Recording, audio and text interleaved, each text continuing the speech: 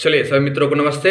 Team आबोदी व राजीव की ओर से आज हम लोग इतिहास पढ़ेंगे। इतिहास में आधुनिक काल की कुछ प्रमुख तिथियों के बारे में पढ़ेंगे। जानकारी के लिए आप देखिए 1905 बहुत इंपॉर्टेंट है। ये बंगाल विभाजन हुआ है 1905 में। भारतीय इतिहास में बंगाल का विभाजन हुआ, पूर्व बंगाल और फिर पश्चिम बंगाल के रूप में। जो उस समय बिहार उड़ीसा था ना, बिहार उड़ीसा एक हुआ और बाकी बंगाल प्रांत को दो भाग में बांटा गया 1905 में। 1906 मुस्लिम लीग की स्थापना हुई। 1906 में मुस्लिम लीग की स्थापना हुई ढाका में आगा खां और सलीमुल्लाह के नेतृत्व में। 1907 सूरत अधिवेशन, कांग्रेस का विभाजन हुआ।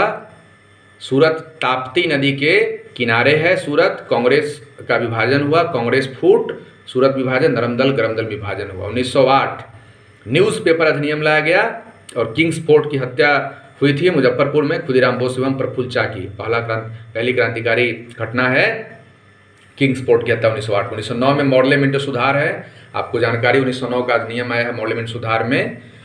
साथ ही साथ 1911 में हम लोग देखते हैं तो दिल्ली दरबार, फिर उसके साथ ही साथ 1914 में प्रथम विश्व युद्ध का प्रारंभ, 1915 में महात्मा गांधी जी का भारत आगमन, 1916 में होम रूल लीग की स्थापना होती है बाल गंगाधर तिलक और एनी बेसेंट के नेतृत्व में। 1916 में लखनऊ अधिवेशन भी, जिसमें कांग्रेस का एकीकरण होता है और मुस्लिम लीग के साथ भी समझौता होता है 1916 में।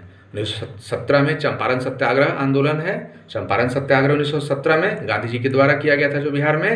1917 में सैडलर आयोग है ना, सैडलर आयोग है 1917 में। ये हम लोग का नोट्स है, वो ये नोट्स है राजेश का, उसी से मैं बता रहा हूँ आपको। बहुत मेहनती छात्र हैं, बहुत मेहनत करते हैं, आप भी मेहनत कीजिए ऐसे ही।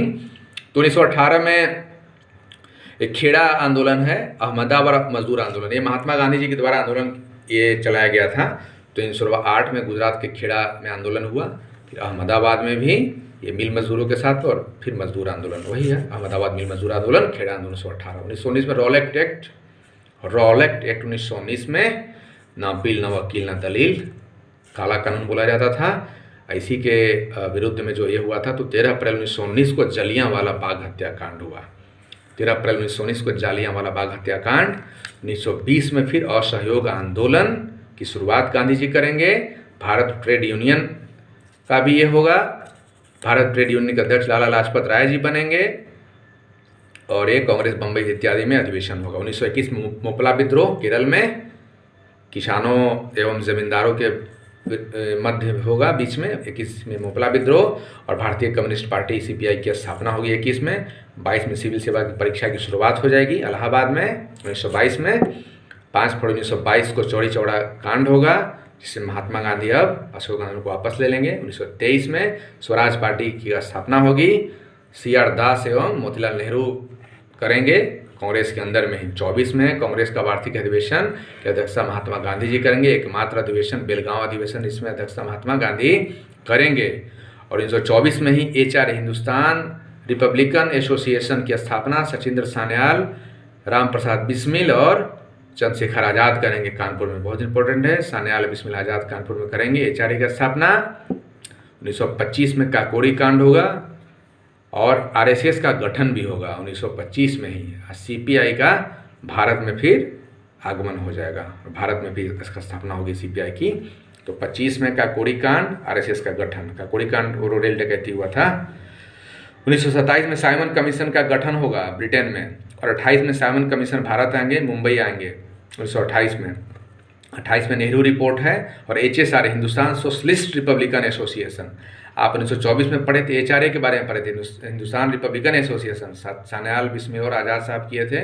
और 28 में ये हुआ था HSRA Hindustan socialist Republican association. गठन कौन कौन किए थे? भगत सिंह, आज़ाद, सुखदेव इत्यादि थे। दिल्ली कहाँ हुआ था पूछा जाता है, तो दिल्ली के फिरोज शाह कोटला के मैदान में हुआ था। अब 1929 में क्या है, तो लाहौर अधिवेशन हुआ, रावी नदी के किनारे, जो अभी वर्तमान में पाकिस्तान में है। पूर्ण स्वराज का लक्ष्य रखा गया।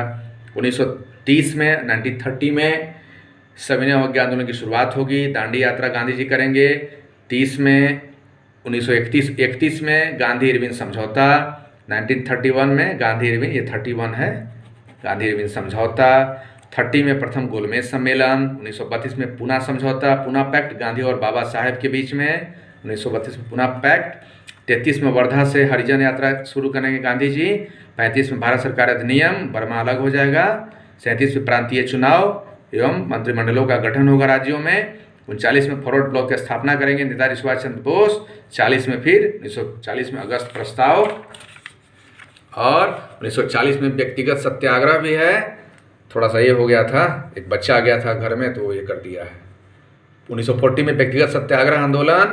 42 में क्रिप्स मिशन भारत आया, भारत छोड़ो आंदोलन भी 42 में हुआ। 45 में बेबेल योजना, शिमला समझौता। 46 में कैबिनेट मिशन, शाही नौसेना विद्रोह भी होगा। और 1947 में इटली की घोषणा होगी। 3 जून 1947 को माउंटबेटन योजना घोषणा, ये, और फिर उसके बाद आज़ादी मिल जाएगी। ये सब ऐसे ही। 36 में अखिल भारतीय किसान सभा। 29 में बिहार किसान सभा शाहजहां के द्वारा। 13 में गदर पार्टी की स्थापना लाला हरदयाल। ये पढ़ें, बाकी आप डिटेल्स पढ़िएगा, फिर हम लोग आपको डिटेल्स बताएंगे। और ये मैं बार बार कहता हूँ आपको कि देखिए, हमेशा ये बिहार लोक सेवा आयोग का ये है क्वेश्चन बैंक, ये हमेशा पढ़ना है। पिछले 10 वर्षों का प्रश्न पत्र क्वेश्चन बैंक आप जब पढ़ेंगे तो आपको जानकारी होगी कि क्या पढ़ना है, कैसे पढ़ना है। तो इससे आपको बहुत बेनिफिट होगी। आप एग्ज़ाम में अच्छा परफॉर्मेंस करेंगे और साथ ही साथ बहुत सारे प्रश्नों को समझेंगे। देखिए, जैसे एक देखिए मैं बताता हूँ प्रश्न है कि निम्नलिखित में से ऐसे कैसे करिए, निम्नलिखित में से कौन सा एक हड़प्पा बंदर, आप सोचिए, थिंक कीजिए किसमें से कौन होगा, गेस कीजिए। लोथल, नागपट्टनम, महास्थानम, सिकंदरिया, लोथल। ठीक है, चलिए लोथल ओके हो गया। अब इसको पढ़िए डिटेल्स में तो आपको और जानकारी मिलेगी। सिंधु घाटी सभ्यता, हड़प्पा सभ्यता के अंतर्गत लोथल एक बंदरगाह नगर है जो गुजरात के कहाँ है, अहमदाबाद में भोगवा नदी के किनारे है। अभी से पूछा जा सकता है कि लोथल बंदरगाह किस नदी किनारे है, तो भोगवा नदी किनारे है। सबसे ज़्यादा प्रसिद्ध किसके लिए है, हड़प्पा कालीन बंदरगाह के अतिरिक्त क्या मिला, विशिष्ट मृत भांड मिला, उपकरण, मुहरे, बाट, माप इत्यादि मिला है। डॉकयार्ड के बारे में दिया हुआ है, तो हो गया। तो एक प्रश्न से आपका कितना, 5 प्रश्न और तैयार हो गया। तो ऐसे पढ़ना। अब देखिए, जैसे गुप्त सम्राट जिसने हुनों को पराजित किया, कौन किया था भाई, समुद्रगुप्त, चंद्रगुप्त द्वितीय, स्कंदगुप्त, रामगुप्त। कौन किया था, याद कीजिए। तो स्कंदगुप्त।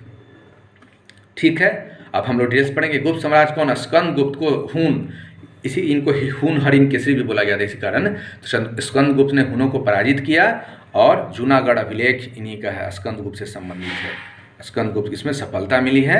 देखिए क्रम है, श्रीगुप्त, घटोत्कच, चंद्रगुप्त द्वितीय, समुद्रगुप्त, रामगुप्त, कुमारगुप्त, स्कंदगुप्त। वंशावली है, तीसरी जानकारी हुई। अब ये देखिए, कलहन की पुस्तक का नाम क्या है, अर्थशास्त्र है कि पुराण है कि इंडिका है कि राष्ट्ररंगिनी है। तो कलहन कौन है, राष्ट्ररंगिनी है पुस्तक। अब देखिए, आप पढ़िए इसको कि जम्मू कश्मीर के प्रसिद्ध संस्कृत कवियों में इतिहासकार थे कलहन। अपनी पुस्तक राष्ट्ररंगिनी में कश्मीर के इतिहास का तिथिवार उल्लेख किया है। इसमें इतने ये हैं इस तरह से। अब किस अभिलेख में रुद्रदामन प्रथम की विभिन्न उपलब्धियां हैं, जूनागढ़, नासिक, भीतरी सांच। रुद्रदामन का कौन, जूनागढ़ अभिलेख है, सही है। तो यहाँ देखिए जूनागढ़ अभिलेख रुद्रदामन प्रथम के बारे में। अब देखिए ये पढ़िए, महावीर स्वामी का जन्म कहाँ हुआ था, कुंडग्राम, मगध, पाटलिपुत्र, वैशाली। तो कहाँ हुआ था, वैशाली के निकट कुंडग्राम में, वही वैशाली में ही कुंडग्राम है, तो कुंडग्राम में हुआ। इसको डिटेल्स पढ़िए कि महावीर स्वामी का जन्म 540 ईस्वी पूर्व में वैशाली के निकट कुंडग्राम में हुआ। एक जो 24वें तीर्थंकर थे, अंतिम तीर्थंकर, जैन धर्म के वास्तविक संस्थापक भी इन्हें कहा जाता है। महात्मा बुद्ध का महापरिनिर्वाण कहाँ हुआ, लुम्बिनी, कुशीनारा, बोध गया, कपिलवस्तु। याद कीजिए, तो कुशीनारा। अब इसको पढ़िए, महात्मा बुद्ध का महापरिनिर्वाण 483 ईस्वी में 80 वर्ष की अवस्था में कुशीनारा में हुआ। अब देखिए, प्रथम धर्म चक्र प्रवर्तन किस स्थान पर दिया, कहाँ दिया पहला उपदेश, तो सारनाथ में दिया था। अब पढ़िए, महात्मा बुद्ध ने अपना प्रथम उपदेश कहाँ दिया, धर्म चक्र प्रवर्तन सारनाथ, ऋषिपत्तनम में। सारनाथ को मृगदाव या ऋषिपत्तनम भी बोला जाता है। अब मगध की प्रारंभिक राजधानी कौन सी थी, पाटलिपुत्र, राजगृह, वैशाली, चंपा। तो राजगृह थी, तो इसको पढ़िए। मगध की प्रारंभिक राजधानी राजगृह का नाम और क्या है, तो गिरिव्रज है, तो ये है। अजातशत्रु के वंश का नाम क्या था, मौर्य, नंद, हर्यक, गुप्त। तो क्या था, हर्यक वंश था। ये हो गया इंपॉर्टेंट, आप पढ़ चुके हैं। देखिए अब यहाँ अजातशत्रु के बारे में। अजातशत्रु 493 ईस्वी पूर्व से 461 ईस्वी पूर्व तक हर्य वंश के शासन थे। कुनिक कहा जाता था, पिता की हत्या कर सिंहासन पर बैठे थे।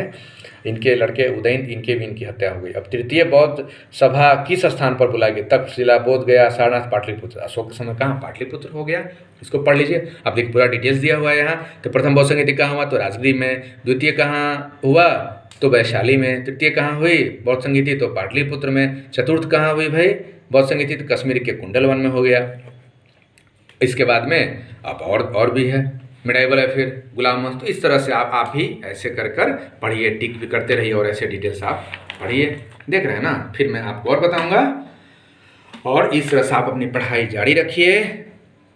टीम माँ बोधी की ओर से आपको ढेरों सारी शुभकामनाएं हैं आपकी सफलता के लिए। और मैं आपको एक बताना भी चाहता हूं कि एकदम लगातार पढ़िए, मेहनत को बढ़ाइए और आने वाले 6 से 1 महीना से 1 साल तक बहुत इंपॉर्टेंट है। और जो अच्छे लोग होंगे, जो पढ़ने वाले होंगे, पक्का है, तय है कि 2021 में 2021 में आपको आपकी जो नौकरी है, आपकी सफलता है, निश्चित रूप से मिल जाएगी।